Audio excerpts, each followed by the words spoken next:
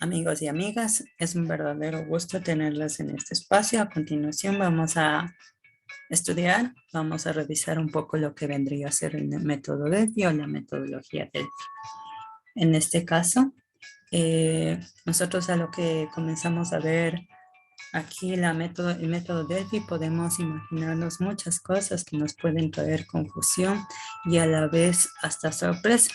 Pero en este punto es necesario recalcar de que los procesos de investigación nos ayudarán a despejar todas nuestras dudas.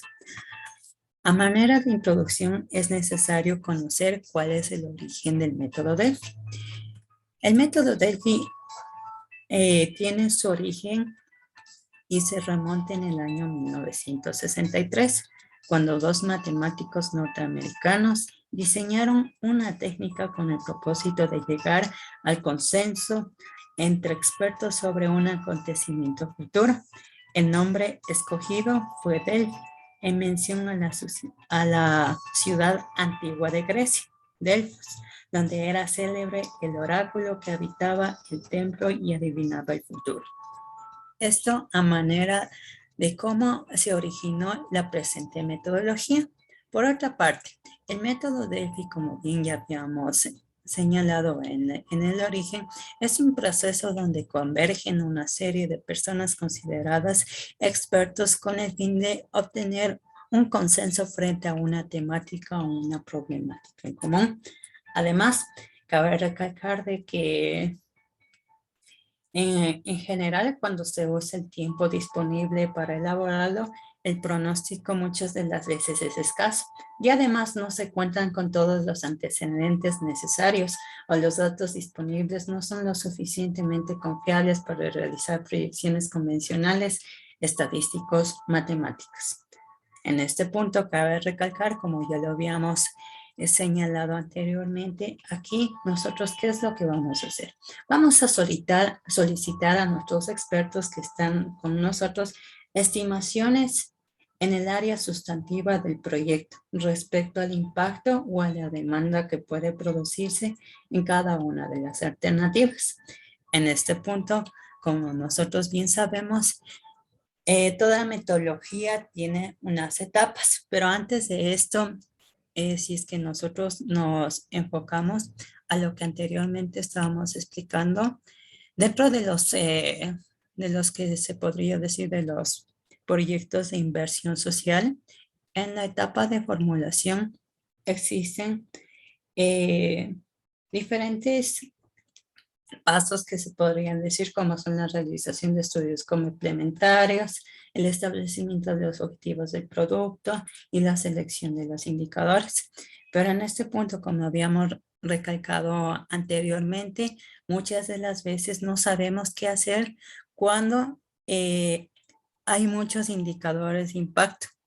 Es decir, ante lo cual es necesario de que cada uno de estos indicadores tengan un peso, pero este peso cabe recalcar de que no puede ser asignado por, se podría decir, de una manera al azar. El peso debe ser sustentado mediante la formulación, se podría decir, de métodos que tengan carácter científico. En este caso nos podría ayudar mucho el método Delphi o también modelos teóricos matemáticos.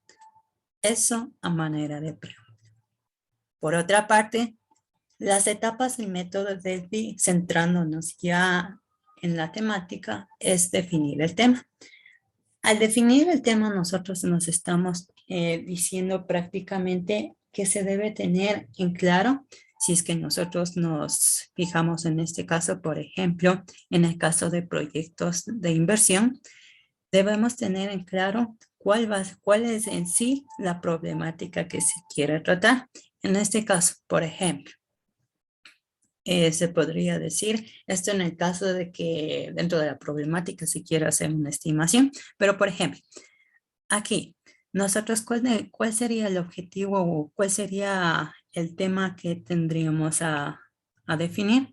Sería en cuantificar cuál sería el peso ideal de los indicadores que tenemos, que habíamos tenido en la lámina anterior. Eso por una parte.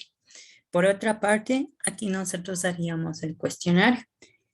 En este cuestionario se va a entregar prácticamente como un informe detallado de cada una, se podría decir, de las alternativas que se tienen.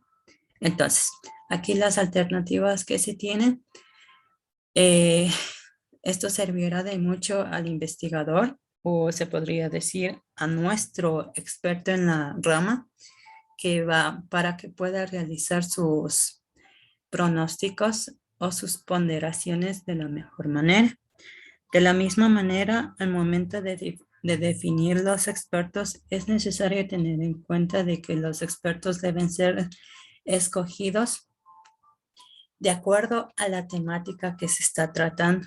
Es decir, que si es que yo te estoy tratando, por ejemplo, un problema social, los expertos deben tener mucho conocimiento en el ámbito social y así de la misma manera en las diferentes temáticas que pueden surgir. Por otra parte, una vez que hemos definido a los expertos, es necesario informar a los expertos el papel que van a tener. En este punto van a ponderar cuál sería el peso de los indicadores de la lámina que estábamos presentando anteriormente. Y una vez dicho esto, procedemos a distribuir el cuestionario.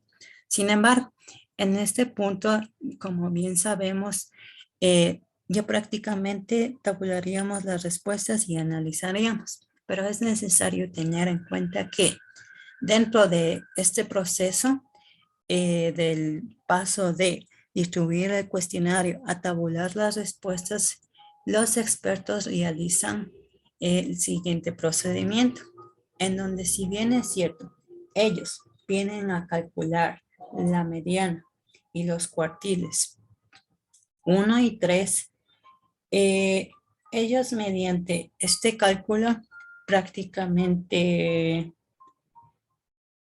van se podría decir, a dar sus resultados en cuanto a su opinión o sus criterios. Por ejemplo, en este caso, supongamos un ejemplo, que tenemos un conglomerado de 10 expertos que nos han venido a ayudar.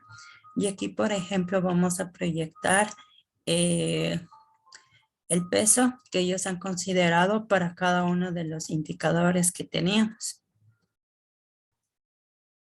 Entonces aquí los podemos observar que decimos que para el indicador A, en este caso tenemos 0,3, para el indicador B tenemos 0,1, para el indicador C tenemos 0,6, para el indicador, para nuestro experto 2 tenemos 0,5, para el indicador B tenemos 0,1, para el indicador C tenemos 0,4, y para nuestro experto número 3, que aquí nos está presentando supuestamente se podría decir, el resultado de sus estudios, tenemos para el indicador A 0,4, para el indicador B 0,5 y para el indicador C 0,1.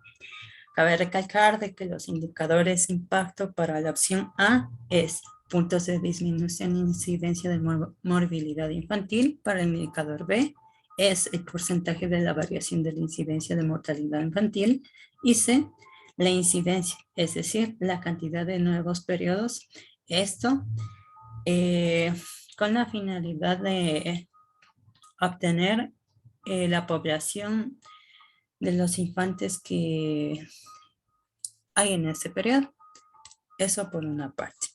Pero nosotros aquí en este punto, si bien es cierto, hemos recalcado de que es necesario de que los expertos deben tener en cuenta la mediana, los cuartiles 1 y 3, y además de que deben calcular lo que viene a ser la desviación intercuartil.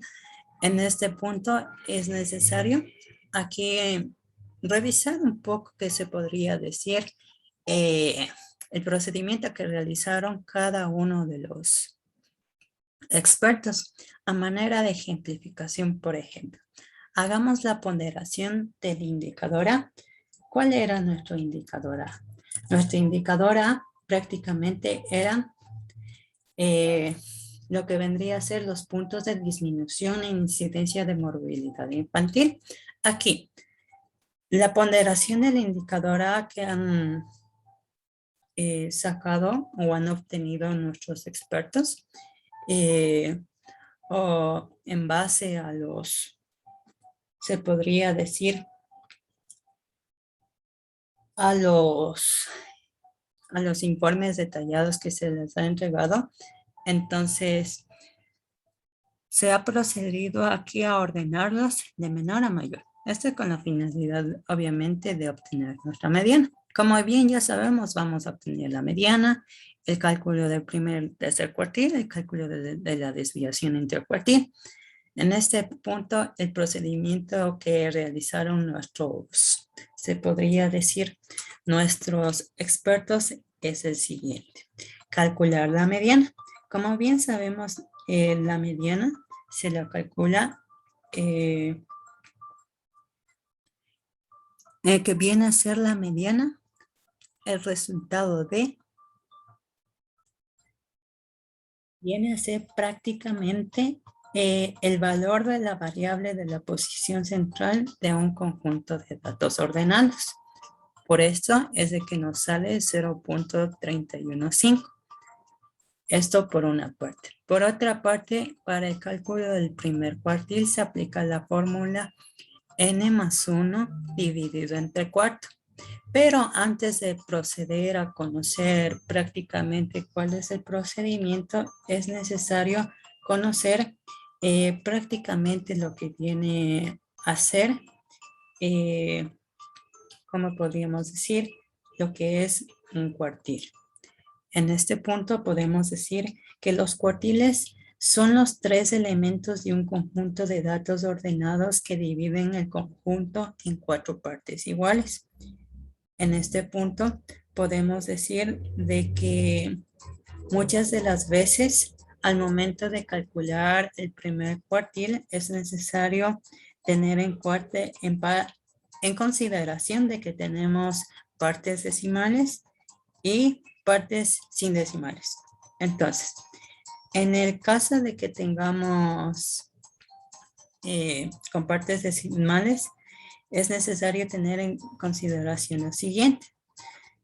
Por ejemplo, supongamos de que aquí como nosotros podemos ver tenemos nuestra fórmula.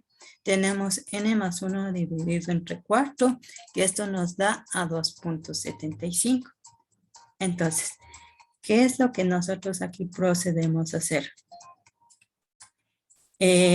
Aquí lo que procedemos a hacer, tenemos en consideración de que nuestro primer cuartil vendría a ser Q1 viene a ser igual a X2. En este caso, ¿cuál sería X2? Vendría a ser 0.1, como lo podemos observar en la lámina. Ahora sí, continuando con el cálculo del primer cuartil, aquí, ¿qué es lo que nosotros haríamos?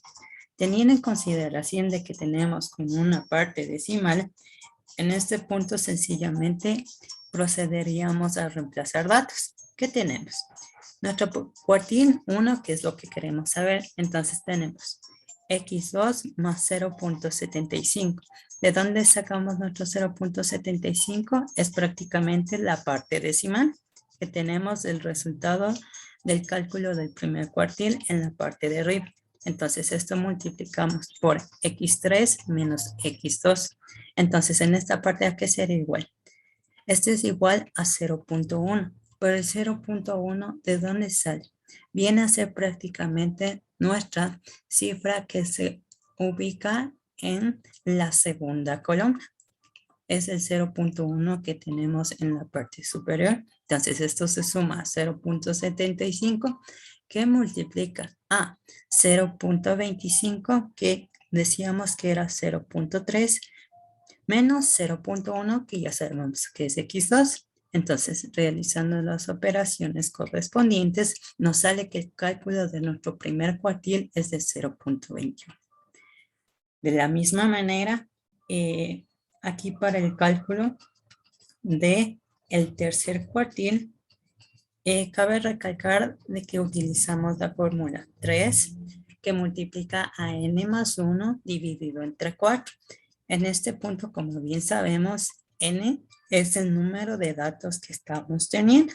En este caso, ¿cuántos datos tenemos? Tenemos 10. Entonces, ¿qué es lo que hacemos? Cogemos y reemplazamos nuestros datos. 3 por 10 más 1 dividido entre 4 es igual a 8.25. De la misma manera, aquí tenemos una parte con decimal. Entonces, queremos saber el valor de nuestro tercer cuartil. Entonces, ¿qué decimos? Q3 es igual a X8. Entonces, más 0.25.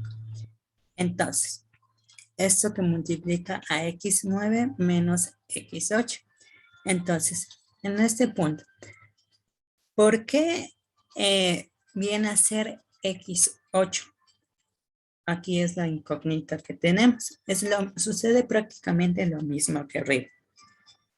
Aquí tenemos en el cálculo del tercer cuartil que nos salió 8.25. Entonces nos trasladamos a lo que vendría a ser a nuestro dato número 8 y lo cogemos y lo sustituimos. Es por eso que en la sustitución aquí ustedes pueden observar que tenemos 0.5, que corresponde al 0.5 de aquí, más 0.25, que es nuestro decimal, que viene a multiplicarse la resta de 0.6 menos 0.5.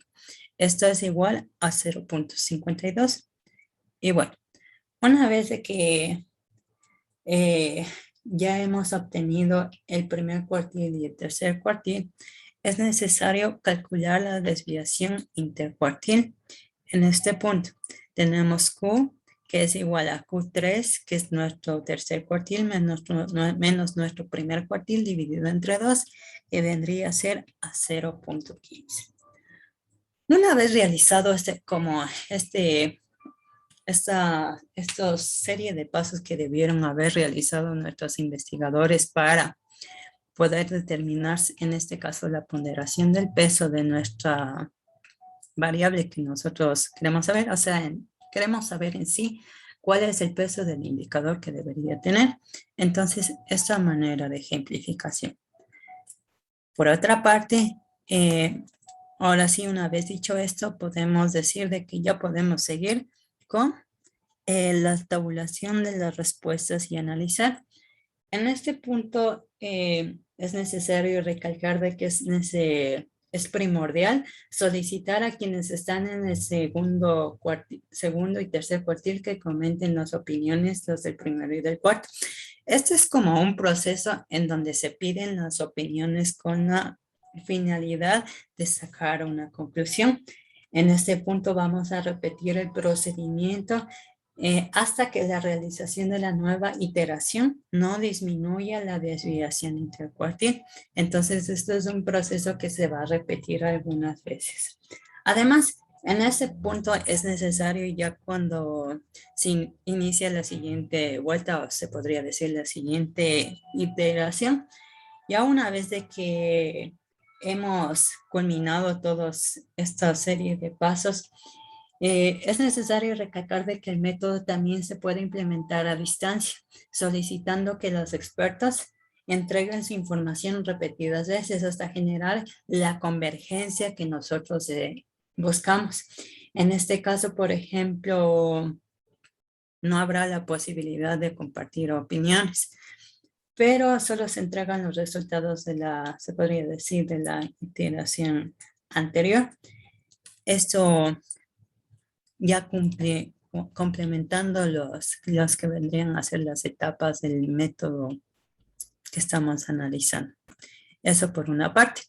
Por otra parte, ya culminando, es necesario conocer cuáles son las ventajas y desventajas del método Delphi. Por una parte, tenemos las ventajas, que son mayor grado de objetividad, evita el conflicto entre expertos y además permite el consenso logrado presentando así un alto grado de confiabilidad. Por otra parte, las desventajas son que se emiten criterios subjetivos, es muy laborioso y se precisa de otro grupo de expertos para su análisis y además que método es muy costoso, ya que las comunicaciones, los expertos, el papeleo y demás vendrían a ser un egreso fuera de lo que ya está planificado. Espero que lo hayan comprendido y muchas gracias por su atención. Será hasta la próxima.